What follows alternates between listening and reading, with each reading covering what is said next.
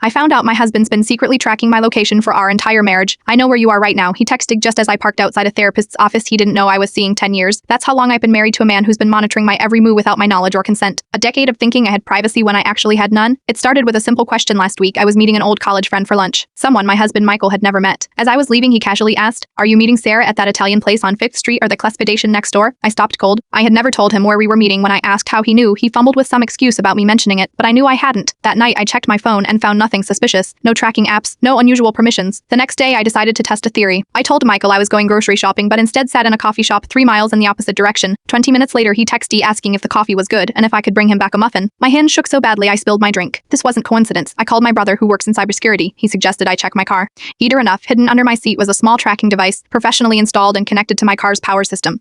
It wasn't Newport. The installation looked years old. When I confronted Michael that night, I expected denial.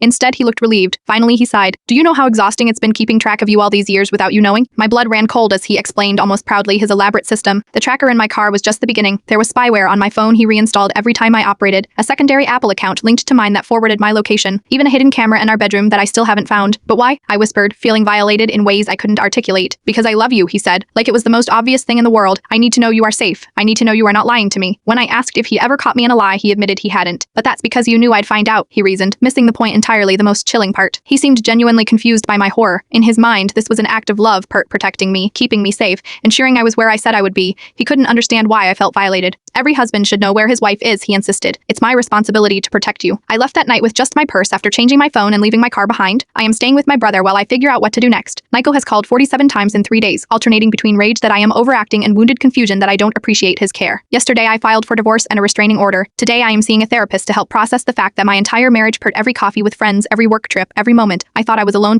was being monitored by the man who claimed to love me. The worst part isn't even the tracking. It's that he still doesn't understand what he did wrong. In his last voicemail, he said, "I always made sure you were safe. What kind of husband would I be if I didn't know where you were every minute? A normal one, a trustworthy one, the kind I thought I had married." I keep checking over my shoulder, wondering what else. I don't know, wondering if he's found a way to track me even now, wondering if I'll ever feel truly alone again.